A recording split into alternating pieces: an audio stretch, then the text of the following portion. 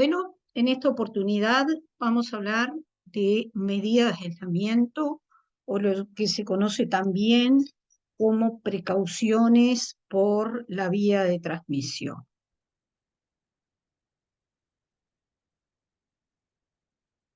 Una de las cosas que debemos saber es que muchas veces las precauciones estándar no son siempre suficientes como para controlar la transmisión de ciertos agentes infecciosos.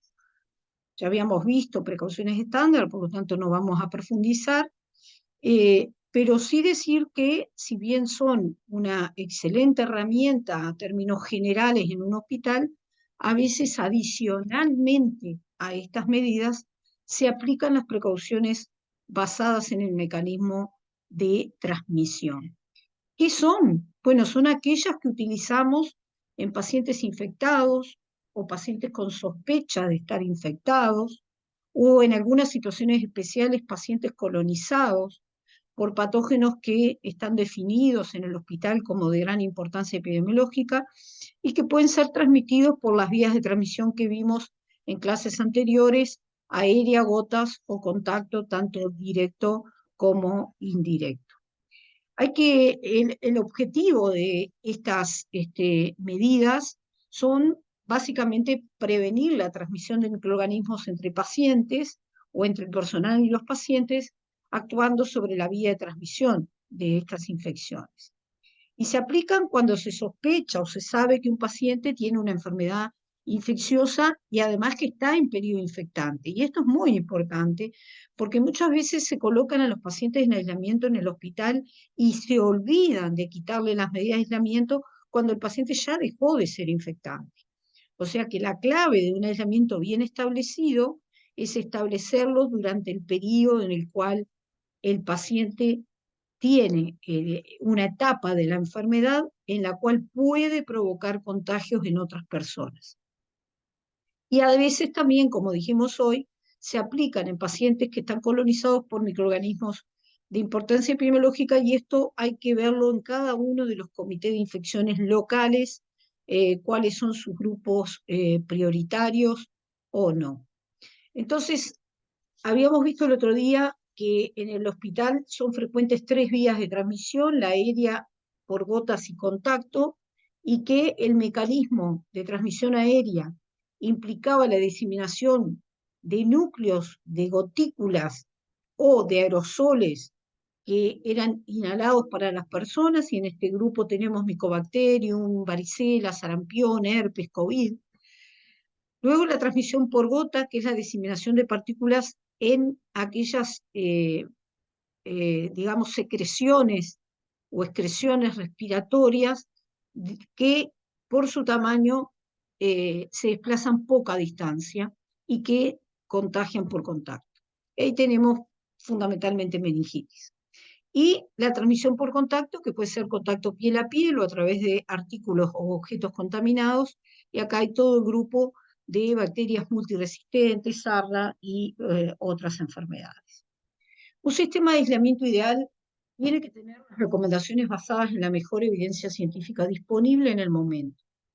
Tiene que ser basada en la epidemiología de la enfermedad, fácil de entender, fácil de aplicar y de bajo costo. Bastante difícil lograr esto, pero sí podemos buscar mecanismos para que llevar a tierra esas guías de aislamiento mediante resúmenes o cosas que puedan hacerlo fácil de entender o de aplicar, etc.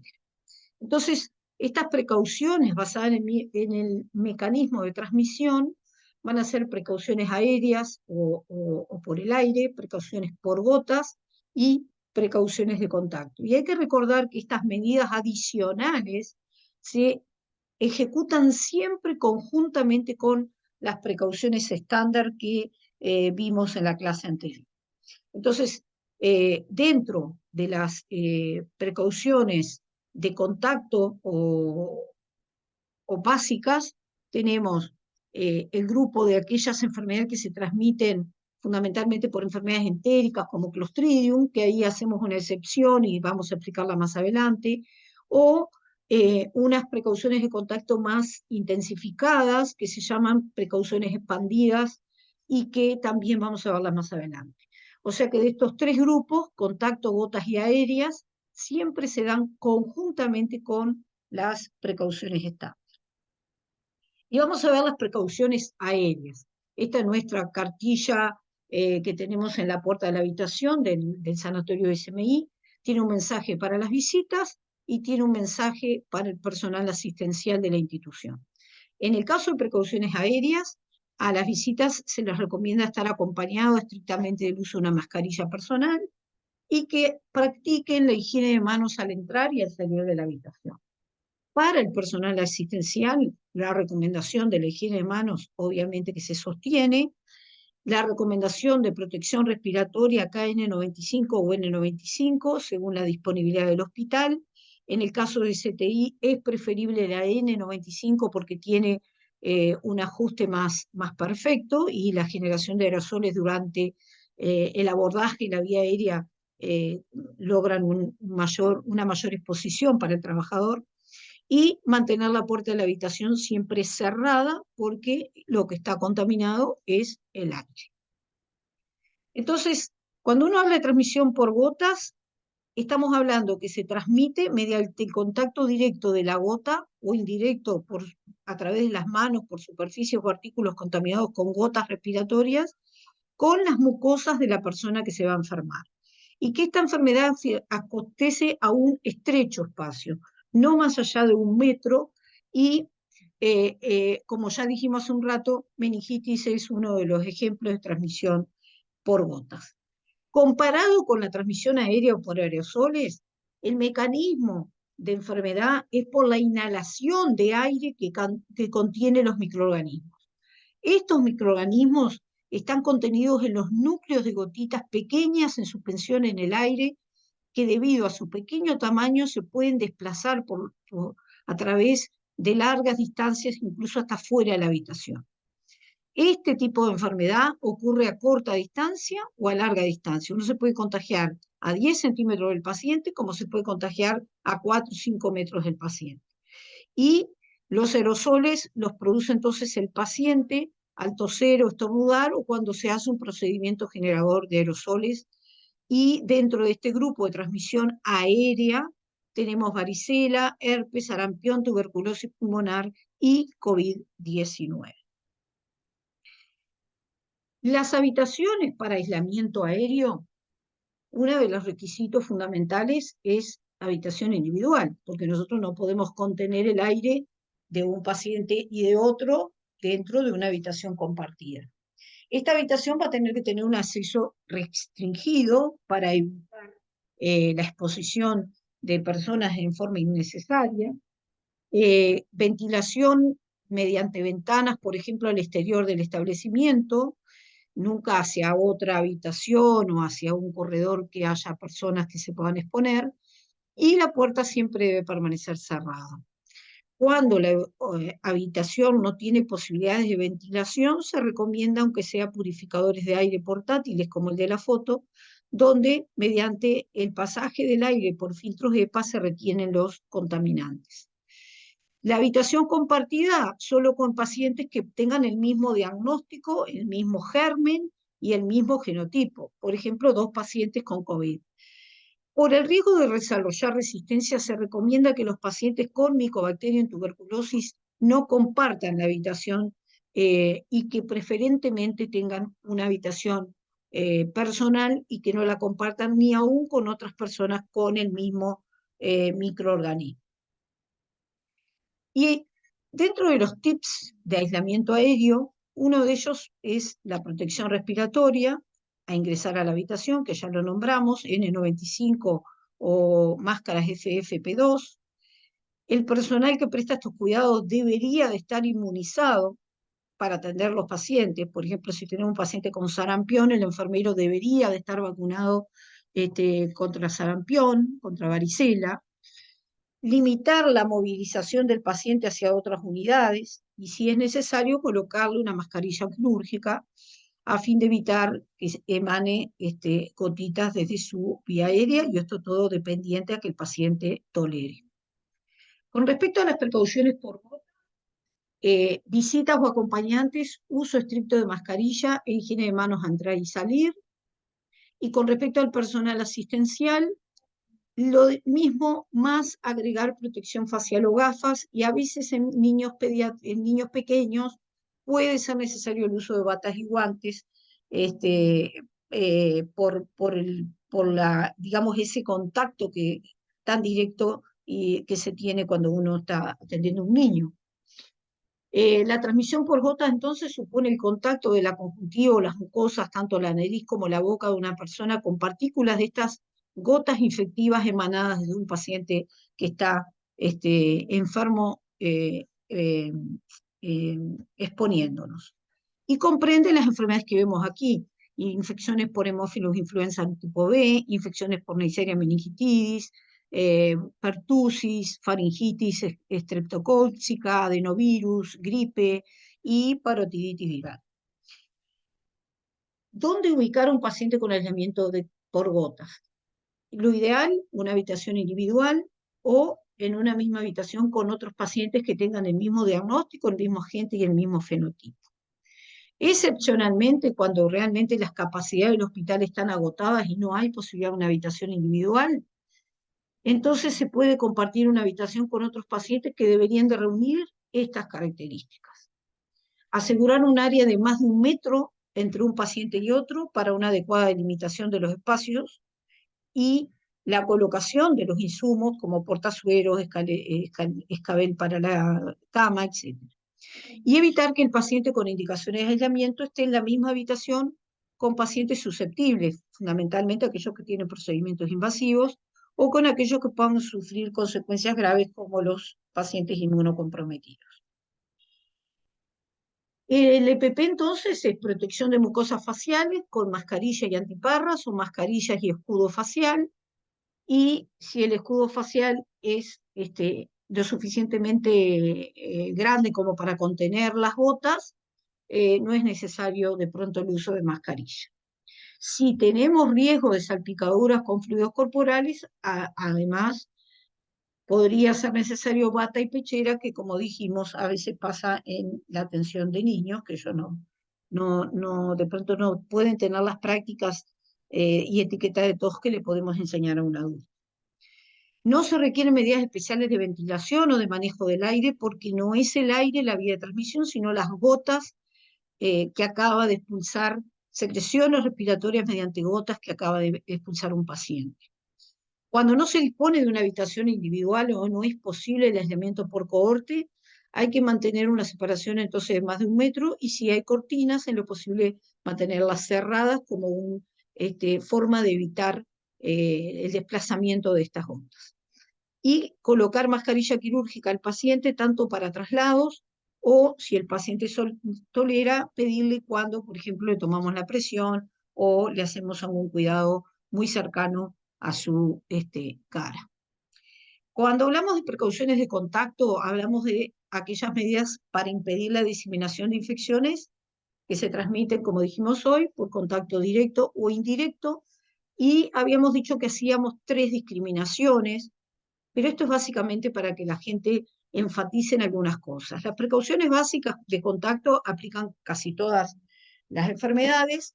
Las entéricas son simplemente las básicas, pero pidiendo a la gente que haga énfasis en el manejo adecuado de excretas y en la higiene del baño. Y las precauciones expandidas, que las vamos a explicar después, son precauciones de contacto que llevan medidas adicionales para combatir un gran problema como podría ser las bacterias productoras de carbapenemasas. Estos son nuestros afiches de precauciones de contacto entéricas y máximas, en las cuales están las indicaciones para la familia y las indicaciones para los trabajadores, donde ustedes vean que en el caso de precauciones entéricas, lo que agrega es la desinfección con cloro en todos los turnos y dejar hipoclorito de sodio disponible en el baño para que el paciente y su familia lo use libremente. Y en el caso de las máximas, un énfasis muy importante con el personal de enfermería, que tiene que ser dedicado y exclusivo para la atención de estos pacientes. Dentro de las precauciones de contacto están las bacterias multiresistentes. Y acá yo quiero hacer una aclaración, porque el otro día en la conferencia la doctora Seijas decía que ellos no aislaban bien. Cuando un hospital dice que no hay ISLABLE, es porque realmente tiene una diseminación tan grande de otros mecanismos de resistencia peores, que de pronto sus capacidades de aislamiento se agotaron. Yo sé que esta no es la realidad de todos los hospitales de Uruguay, por suerte, y que hay muchos hospitales que todavía podemos mantener el aislamiento de las bacterias productoras de beta-lactamasa de espectro extendido o bien llamadas BLE. Estas bacterias, a mi criterio, debemos de mantener el aislamiento de contacto siempre que se pueda, porque ustedes piensen que si liberamos el contagio de este tipo de bacterias en el hospital, más rápidamente vamos a llegar a tener infecciones por carbapenemasas y otro tipo de infecciones que son realmente graves por su mortalidad y por las dificultades de no tener un tratamiento para abordarlas. También dentro de las precauciones de contacto tenemos las bacterias como Clostridioides difficile, las bacterias entéricas como Shigella, virus y otros agentes que ustedes pueden ver ahí en la diapositiva. Con respecto a los microorganismos de importancia epidemiológica, hay un acrónimo que se llama SCAPE, que son las bacterias que hacen referencia a un grupo que son responsables de la mayoría de las infecciones asociadas a la asistencia sanitaria y que relativamente son muy capaces de escapar al efecto de los antibióticos. Y ahí tenemos Enterococcus faecium, Staphyloaureus, Klebsiella pneumoniae, Acinetobacter baumannii, Pseudomonas aeruginosa y Enterobacter species. Y dentro de otros grupos que también son de importancia epidemiológica, tenemos Clostridioides difficile y Candida auris, que es un hongo. ¿Qué se requieren precauciones de contacto? Bueno, fundamentalmente habitación individual y el paciente puede compartir con otro paciente que tenga el mismo microorganismo y el mismo mecanismo de resistencia. O sea que si yo tengo dos pacientes con Klebsiella y uno tiene BLE y el otro tiene carbapenemasa, esos dos no pueden compartir. Si no es posible una habitación individual, se puede compartir en una habitación amplia que permita la delimitación clara de espacios con un estricto cumplimiento del personal de las medidas de precaución. Esto no ubicar junto a pacientes inmunocomprometidos o pacientes con procedimientos invasivos o heridas. A veces nos pasa en el hospital que tenemos un montón de pacientes con Escherichia coli productora de beta-lactamasa espectro entendido. Y bueno, y a veces no es posible aislar todas las Escherichia coli BLE de infecciones urinarias que no llegan al hospital. Bueno, este paciente podría compartir con otro paciente, pero vamos a tratar de que no tenga sonda vesical para no pasarle a su circuito urinario también la misma Escherichia coli del otro paciente. Instalaciones para higiene de manos e insumos deberían de estar disponibles en estas salas de aislamientos. Obviamente que disponer del equipamiento, pero no solo el equipamiento, sino un sitio para tenerlo almacenado correctamente y recipientes de tamaño adecuado para el descarte. En el caso de infecciones entéricas, el baño tiene que ser de uso exclusivo, y si estamos en un hospital que tiene un baño solo para una sala general, hay que pedirle al paciente que avise después de usar el baño y mandarle al personal de aseo a hacer una limpieza después del uso de un baño compartido. Y colocar aviso en la puerta de aislamiento, así como se hacen con todos los tipos de aislamiento en el hospital. ¿Qué equipo de protección usar? Higiene de manos, guantes y batas con puño, y podría necesitarse pichero, delantal impermeable y protección facial cuando el tipo de paciente nos haga anticipar que podría haber riesgo de salpicadores. Nótese que no dije gorro, nótese que no dije zapatones, porque no están indicados. Para ingresar a la habitación hay que colocarse el equipamiento, siempre previo higiene de manos, se retiran tanto la bata como los guantes en la antesala antes de salir de la habitación, y si no hay antesala, inmediatamente antes de la puerta de salida, y descartar siempre dentro de un recipiente. Por eso es muy importante cuando uno tiene pacientes aislados que el personal de aseo esté alerta del vaciamiento de los recipientes donde se deja el equipamiento protectivo. Nunca en aislamiento de contacto hay que olvidar la higiene del entorno. Es muy importante que mientras el paciente esté internado se haga la limpieza de rutina con un desinfectante, generalmente peróxido de hidrógeno, y en el baño además de peróxido de hidrógeno clorados, cada 12 horas en cuidados convencionales y en cada turno en el CTI. Y cuando se discontinúen las precauciones de contacto, y esto es una cosa que es un error que se comete frecuentemente, hay que o trasladamos el paciente a otra habitación y hacemos una limpieza terminal, o si el paciente tiene que seguir ahí, pero terminó su indicación de aislamiento de contacto, antes de sacar el cartel y permitir que todo el mundo entre sin batas, en guantes y toquen todas las superficies, hay que hacer una limpieza cuidadosa de la habitación del paciente y luego pasar un paño impregnado con alcohol antes de que la gente entre sin protección. Si es Clostridioides difficile, hay que repasar con un paño humedecido en peróxido de hidrógeno acelerado de un solo paso con eficacia esporicida como el que muestra la imagen. O sea que el concepto es este. Si un paciente estaba con aislamiento de contacto, discontinúa su indicación y no se va del hospital y permanece internado, o lo cambiamos de habitación y hacemos la limpieza, o ordenamos al personal de aseo que entre y haga una limpieza lo más profunda que pueda con presencia del paciente para poder recién después levantar la orden del uso de equipamiento protectivo para entrar a la habitación. Con respecto a las precauciones expandidas, son precauciones de contacto intensificadas, expandidas, extendidas o máximas, todas definen lo mismo y se hacen referencia a un conjunto de precauciones adicionales a las precauciones básicas de contacto para evitar la transmisión de microorganismos multiresistentes en situaciones que son especiales. Por ejemplo, cuando la incidencia o prevalencia de microorganismos multiresistentes no desciende en nuestro hospital a pesar de la implementación de nuestras medidas de control habituales y que tengamos en esas medidas una correcta adherencia y aún así sigamos con problemas con estos microorganismos.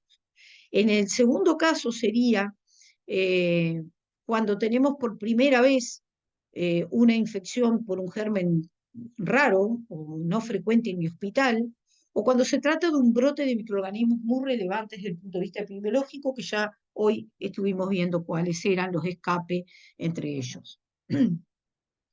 Estas precauciones entonces están compuestas por un conjunto de medidas administrativas, de educación, de uso adecuado de antimicrobianos y también medidas de vigilancia y control intensificadas. Yo siempre digo a la gente que el objetivo es búsqueda y destrucción. Búsqueda de dónde está la bacteria y destrucción de la cadena de transmisión mediante el aislamiento de los pacientes. Para esta búsqueda, la búsqueda tiene que ser activa, buscar colonización en los pacientes, y es muy importante entonces tener en cuenta si el paciente tiene heridas, si tiene sondas, si tiene lesiones, y también, obviamente, la búsqueda de colonización nasal, faríngea, rectal o combinada en los sitios dependiendo del microorganismo que estamos buscando. También hay que tener una política de cultivo al ingreso, fundamentalmente en las unidades de cuidado intensivo de cualquier edad, neonatal, pediátrica o adultas, para identificar los pacientes que vienen colonizados antes de que eso nos genere brotes y realizar cultivos de vigilancia seriados, por ejemplo, semanales, como una forma de ver que realmente en mi hospital no circulan los microorganismos que me preocupan. Y las medidas de control intensificadas incluyen las precauciones de contacto para los casos infectados o colonizados, las precauciones de contacto aplicadas en forma anticipada o preventiva en los pacientes sospechosos o con riesgo de estar colonizados, especialmente definidos como contacto. Ustedes saben que contacto se define aquel paciente que fue atendido por el mismo enfermero que atendió a otro paciente con un microorganismo problema cuando este paciente no había sido diagnosticado y por lo tanto no se habían adoptado las precauciones necesarias. Entonces ahí se considera que los demás pacientes que atendió ese mismo enfermero pudieron haberse colonizado, por lo tanto se consideran contactos, se aíslan y luego se le va a buscar colonización con una frecuencia de 72 o 7 días, dependiendo de las técnicas de búsqueda que disponga el hospital. Y medidas para la admisión y asignación en el sector de internación, que tiene que ser hecho con conocimiento de todas las personas que participan en la asignación de camas. Medidas de control ambiental intensificadas, y esto incluye colchones, incluye equipamiento. Hay que reforzar la higiene hospitalaria y monitorear estrictamente el cumplimiento y las buenas condiciones de higiene. Y reforzar e intensificar el entrenamiento del personal y monitorear la adherencia a estas medidas, porque muchas veces uno saca un protocolo de lo que hay que hacer y cuando sale a mirar lo que la gente realmente hizo, se encuentra que realmente no hay una adherencia adecuada y la gente no lo está haciendo o lo está haciendo muy poco. ¿Qué son las precauciones empíricas? Son aquellas que se hacen, ¿por qué? Porque hay una prolongación entre el momento que tomo la muestra y el momento que tengo el resultado de una enfermedad. Y en ese momento el paciente está en un periodo que contagia. Entonces, cuando yo sospecho una enfermedad, aplico estas precauciones empíricas porque no están basadas en un estudio de laboratorio hasta que me venga el resultado del laboratorio del paciente. Entonces, estos diagnósticos diferenciales van a implicar una gran variedad de gérmenes, por lo que es necesario aplicar las precauciones de transmisión que sospeche, y para minimizar este problema hay estrategias, por ejemplo, si se trata de la sospecha de transmisión por gotas, mantener al paciente con la separación, usar la mascarilla, trasladar al paciente con mascarilla, etcétera, etcétera. O sea, aplicar las precauciones de aislamiento como que el caso estuviera confirmado. Si después viene al laboratorio y descarta el caso, estas precauciones se levantan. Si lo confirman, estuvimos evitando contagios mientras esperábamos el resultado del laboratorio y ese es el objetivo de las precauciones empíricas. Entonces, ¿en qué me baso? En el cuadro clínico. Yo tengo un paciente adulto que tiene diarrea y tiene el antecedente de haber tomado antibiótico, lo más seguro es que tiene alta chance de tener clostridioides difficile. Entonces le voy a poner precauciones de contacto, en particular contacto entérico. Si yo tengo un niño con vesículas en la piel, voy a sospechar una varicela, lo voy a poner en aislamiento aéreo y de contacto. Si yo tengo un niño con tos y con flemas por más de 15 días, lo voy a poner en tuberculosis, perdón, un adulto. Si tengo un niño con tos paroxística, voy a pensar en pertussis y lo voy a poner con aislamiento por gotas. O sea que hay una serie de cuadros clínicos que me van a hacer sospechar un agente potencial y de acuerdo a la vía de transmisión de ese agente potencial, yo voy a adoptar las precauciones empíricas. Y entonces, ¿cómo implementar las medidas de aislamiento? Bueno, tengo que contar con definiciones y protocolos que estén accesibles a todo el personal. Tengo que educar y capacitar periódicamente al personal para decidir la aplicación de estas precauciones y hay que hacer infografías o resúmenes que ayuden a la aplicación de las recomendaciones. A veces las guías de aislamiento nos quedan muy grandes, 60, 80, 90 páginas, y es imposible que la gente las lea todo el día, todo el tiempo. Entonces, las infografías o los resúmenes permiten la aplicación concreta de las cuestiones. Asignar los pacientes aislados al personal con formación en la materia. No podemos poner un paciente con una carbapenemasa atendido por un estudiante de enfermería o por personal que recién ingresa al hospital. Tiene que ser al personal altamente capacitado. En la habitación disponer de todo el equipamiento necesario y grandes recipientes para que el EPP no desborde los recipientes y contamine el entorno. No utilizar aquellos artículos que son innecesarios. Las alfombras sanitarias no sirven para nada. Los zapatones no sirven para prevenir infecciones. Los gorros no son necesarios y los mamelucos no son parte del equipamiento protectivo de un hospital, sino que se utilizan más que nada en laboratorios y se utilizan en caso de un virus que uno, como pasó inicialmente con gripe H1N1, como pasó inicialmente con COVID, cuando uno no tiene idea a lo que se está enfrentando. Pero no son parte del equipamiento que se recomienda en un hospital porque no están diseñados para poder dar en forma cómoda y adecuada una asistencia hospitalaria. También hay que medir el cumplimiento y asegurar la retroalimentación al personal y mantener informados al paciente y la familia sobre la situación. Esto es muy importante. Entonces, ¿qué tenemos que saber cuando vamos a establecer el aislamiento? ¿Cuál es el diagnóstico del paciente? ¿Cuál es el agente infeccioso y cómo se transmite? ¿Cuál es el periodo por el cual el agente es infectante? Porque cuando deja de ser infectante, el aislamiento se levanta, como pasó con COVID. Cuando supimos que la mayoría de los pacientes infectaban hasta el 9º día, sabíamos que levantar el aislamiento el 10º día en pacientes con inmunidad adecuada estaba correcto. ¿Qué tipo de procedimiento se hará el paciente? Si se va a operar, si no se va a operar, etcétera. ¿Qué medidas evitan la transmisión del agente infeccioso? ¿Dónde ubicar al paciente y qué tipo de equipamiento tendré que utilizar? Entonces, muchas veces los hospitales se ven desbordados en las capacidades de aislamiento y tienen que aplicar lo que se conoce como cohorte. ¿Qué es hacer cohorte? Es reunir a todos los pacientes infectados o colonizados por el mismo microorganismo y el mismo perfil de resistencia en un área común como puede ser un servicio, un sector o una sala grande. Esto es utilizado tanto para optimizar los recursos humanos y materiales en la asistencia de grupos de pacientes que, como les digo, esta circunstancia muchas veces se da en un brote epidémico en el hospital.